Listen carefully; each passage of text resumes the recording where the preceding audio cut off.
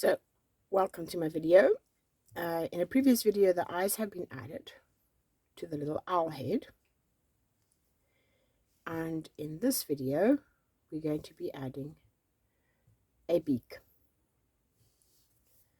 There we go, the Lovie's now going to be on his final home run to being completed. Cut about 1.5 feet of yarn. I'm going to be starting with a blunt-nosed darning needle. I have a sharp one here, tapestry needle. This one is blunt.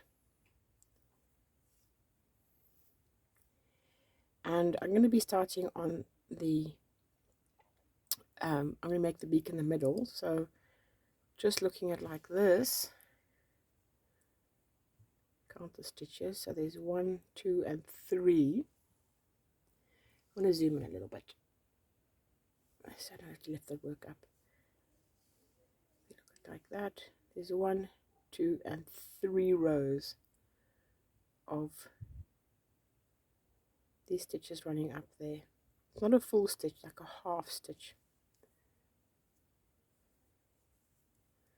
because we're literally going to be working, we'll be counting these by the half. So because there's 3, I'm going to be working over all 3. If there were actually 4 of them, I'd be working over 2, because we want the beak to be in the middle. We want the beak to be in the middle of the eyes. So what I'm going to do is I'm just going to anchor the tail here, and I'll come back later and work him away properly. This is just to anchor him. And then you can go as high as you want, you can go as low as you want. Just come out somewhere.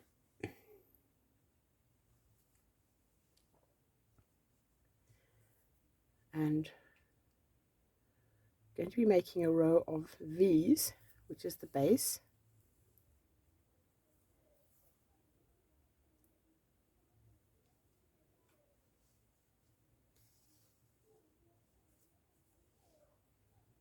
If I left it like that, he'd be a little chicken, wouldn't he?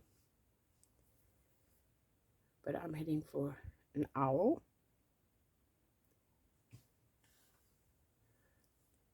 So this is just going to be the base underneath the beak. Because it's going over 3 rows, he's going to be fairly big. 1, 2, and 3. Come out on that side there. Come out the middle. It's easier on an even amount of rows, because then you could actually count evenly, but in this case it's not. So the one side is going to be a little bit bigger than the other on these V's. If I wanted to, I could come out that one there and go down, because we don't want the work to pucker and pull in like that. Remember, he's going to be slightly stuffed. Okay, I think that beak is long enough. So now I'm going to be going to this side here, and I'm going to be working right across.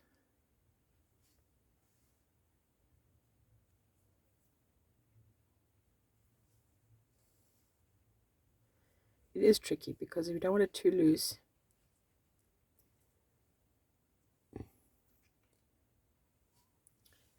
Don't want it too tight.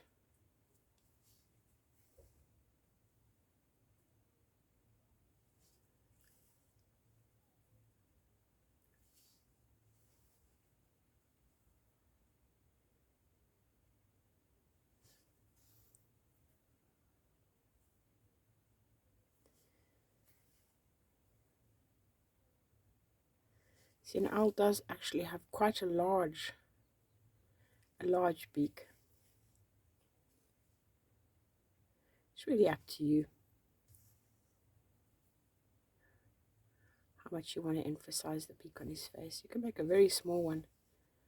It's perfectly acceptable. Now this is the top, so I'm just going to do a little tiny piece there. There we go. There's a piece missing there. What I'm actually going to do is I'm going to change it now to the sharper needle, because I want to break into those stitches. So I'm going to be feeding it down. Instead of just jumping down like that, I'm going to feed it down all the way down to the bottom, making sure not to pull too tightly when I'm here, because it will distort the whole beak, because I made a little knot. It's most annoying. There we go. I'm going to come up a little bit, and I'm breaking the threads as I come. Look on the side, literally going in. That's why I'm using a sharp pointed tapestry needle. Okay, go to the right side again. Now if you see here, there's a couple being missed there.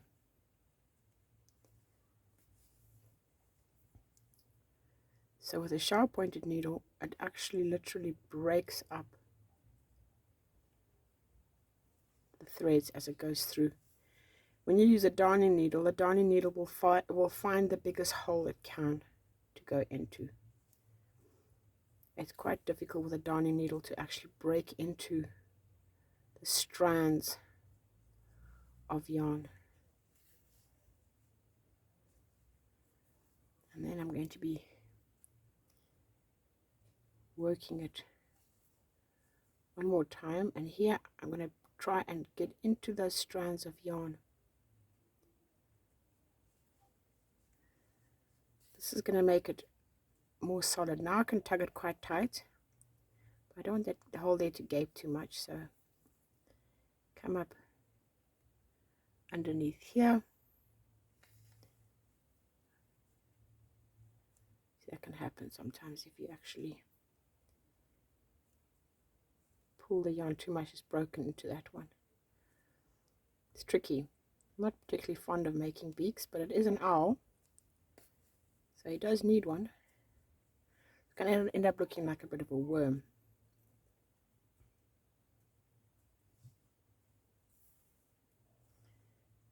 There we go.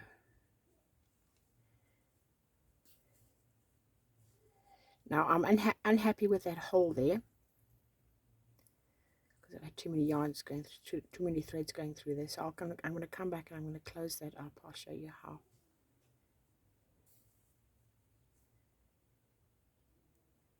First narrow this down a little bit, the bottom of his face, breaking into the threads. It's tricky not to pull out, damage the work. So these tapestry needles, they're wonderful, but they can also damage the work. So I'm not happy with that hole. So on the back here, where's the hole? Make sure it's got the right side there. Okay. Go to where the hole is. I'm just going to bring all of this in. It's tricky because on the other side it can actually show. We're going to see if it does. No, it doesn't. But that little hole, you can even pull it a little bit more. The hole is now closed. See there? You cannot see the orange. He's firm. If you want to, and maybe because this is for a little baby, he's quite big. As I said, it's probably more ideal over 2. But you can always work a row all the way down the middle. Let's try that. Just to anchor, keeping my finger nice and tight so when I pull it, I can gauge when I must stop pulling. Go to the front, and I come out right at the bottom. I have a good pair of magnifying glasses. And look, my tail's almost finished. And that was 1.5 foot of yarn. So remember, this is for a baby, so it doesn't have to be true to what an owl looks like. What you want is the work to be really secure, so it can get washed, and cuddled and loved without everything coming loose. See there? This row. On the back, I'll show you what I'm doing on the back. Come out, go in, break the yarn. As you go in, you're just piercing the yarn in the middle. Coming out, giving a nice tug. I'm coming out, and I'm literally going to go back. Okay.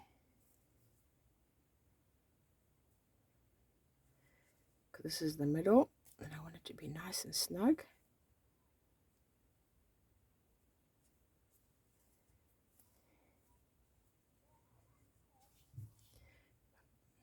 Pliers. I could have done maybe with a little bit more of a working yarn, 2 feet.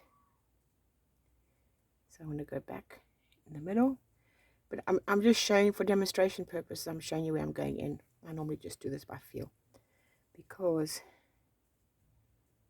coming out there, I do want it to be centered, so that's why I prefer to work from the front.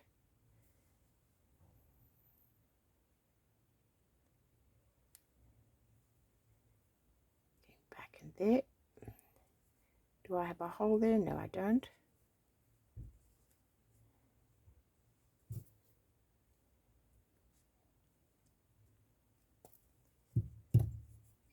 Tug. Yeah.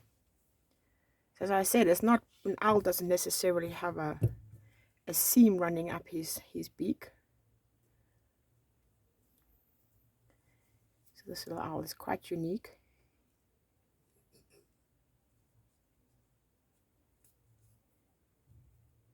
Running out of tail. But it's fine. I'm coming in for the home run. Don't need to do the last one because that one is nice and firm.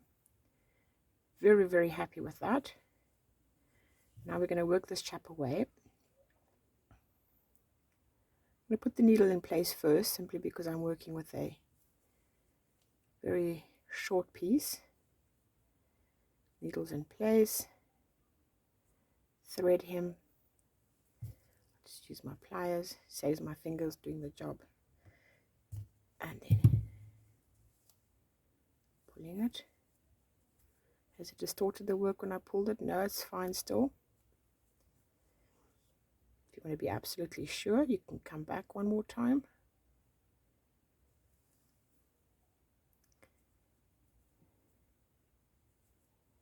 So when he's washed, this will not come loose. Okay, cut that off closely, otherwise if it's too far, it might actually start to show through. Now this one over here, which I just threaded through there when I started, I'm going to work him away as well with the sharp pointed needle. See, if I'd worked him in there, there would be a line of orange across here, and it can show up. So with the appliques, unless I'm working with a dark yarn and it's very thick on the fabric I'm working on is very thick, I prefer to make each little applique thing by itself. There we go. I'm happy with that. I've only gone once because the starter thread is deep inside here. Look at that.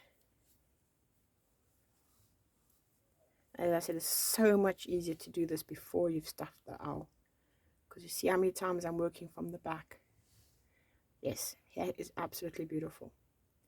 And in the next video, we will be sewing the head closed and stuffing him. Thank you very much for watching.